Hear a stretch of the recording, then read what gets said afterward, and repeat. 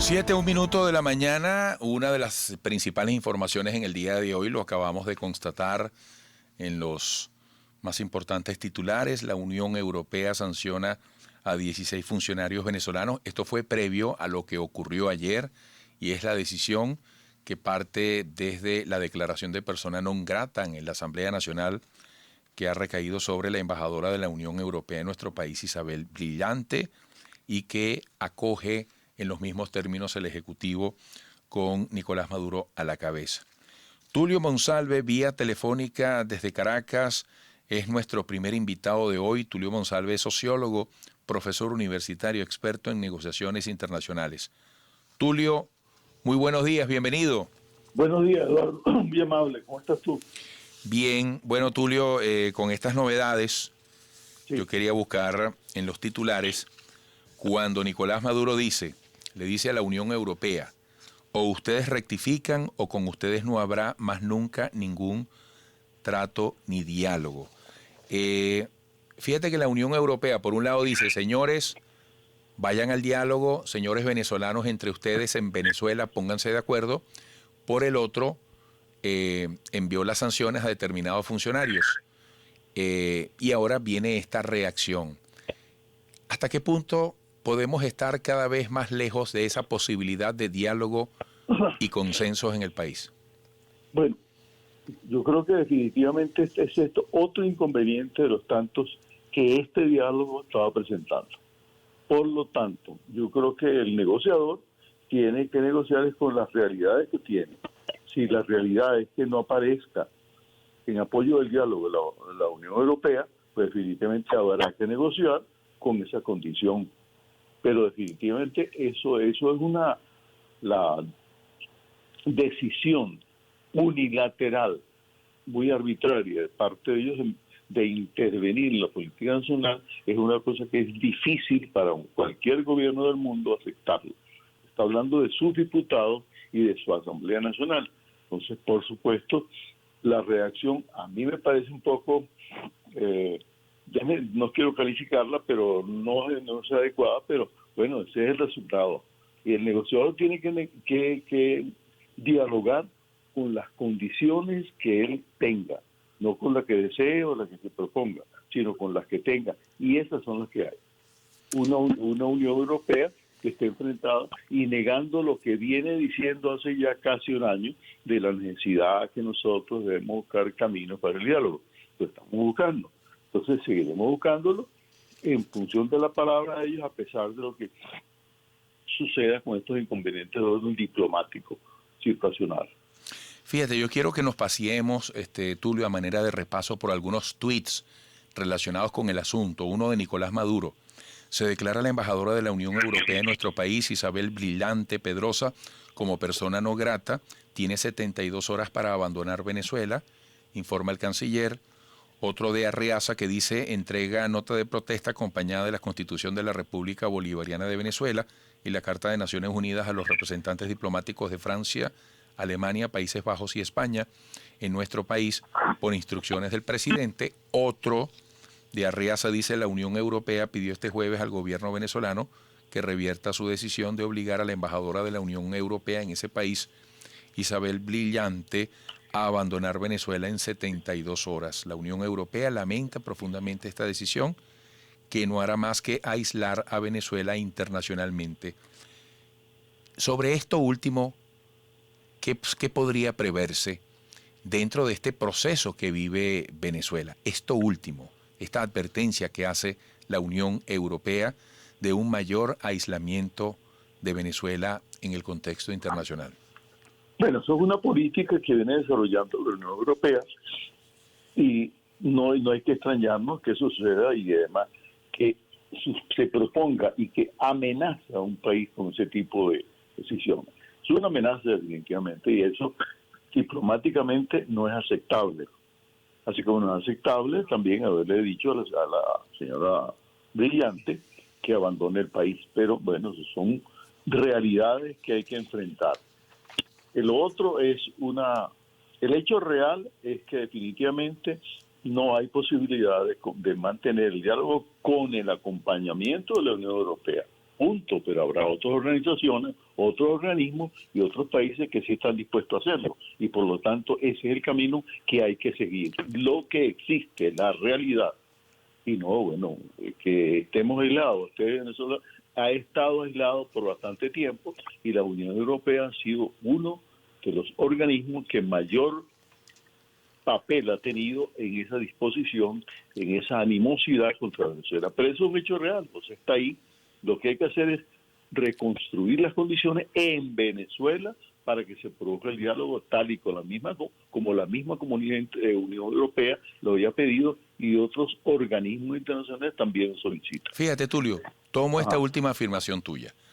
En este tablero, en el corto plazo, ¿qué papel pueden jugar las elecciones regionales? ¿Qué importancia tienen un poquito para mover el juego? Porque fíjate, la Unión Europea no reconoce a los actuales parlamentarios que resultaron de las elecciones del 6 de diciembre por el tema de las condiciones.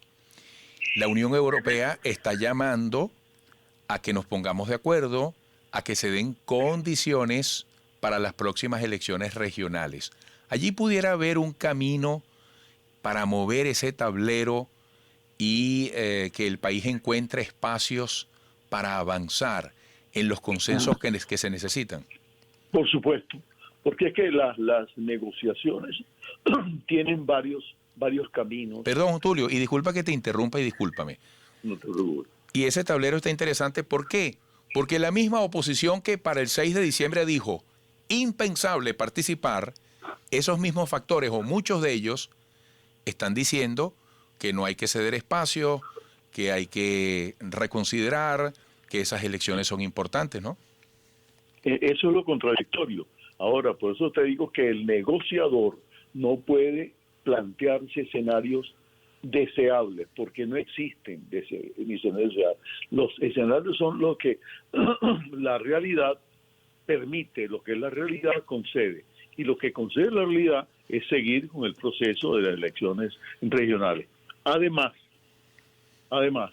ese escenario también está dado para que se cree un ambiente, que con ello un ambiente electoral que lógicamente va a crear condiciones para una mejor situación, vamos a llamarlo así, política del país en cuanto a tranquilidad y paz.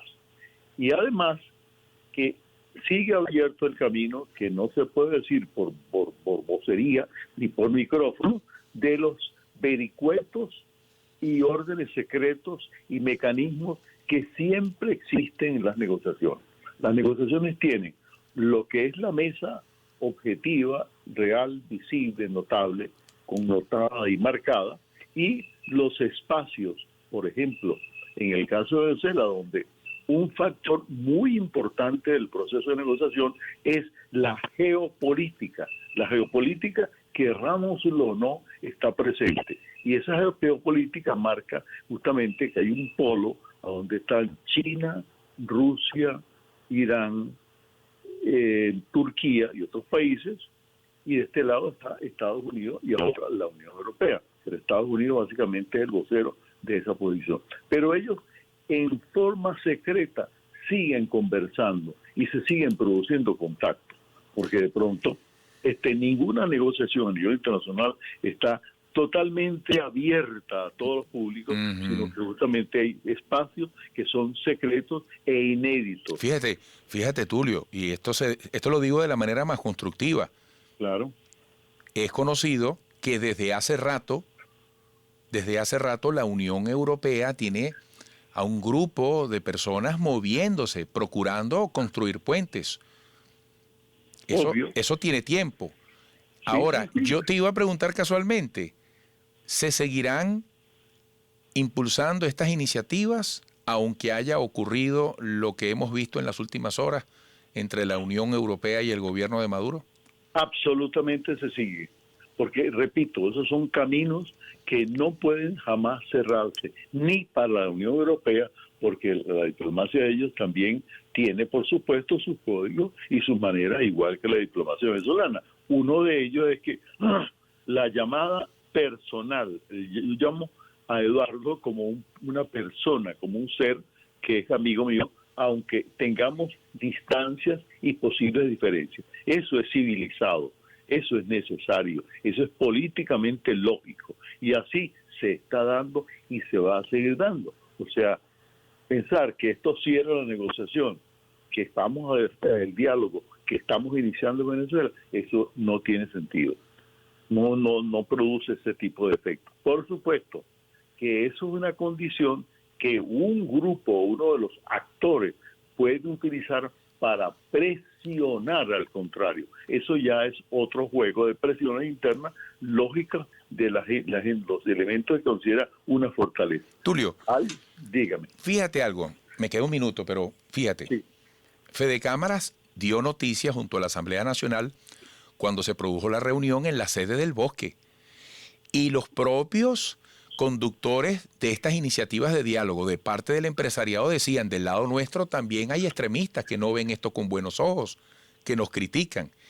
Y se sabe, es obvio que en la oposición falta mucho trabajo de consenso para tomar, por ejemplo, una posición sólida, estratégica, de cara a las necesidades del país con respecto a las regionales. Pareciera, Tulio, te pregunto, que las regionales pueden ser un punto de inflexión histórica en este tema que estamos tocando. Sí, porque justamente hay una situación muy particular. No podemos comparar el mundo de la realidad política o realidades políticas de las regiones y los pequeños intereses necesarios, políticamente hablando, que existen, de personas más que de partidos.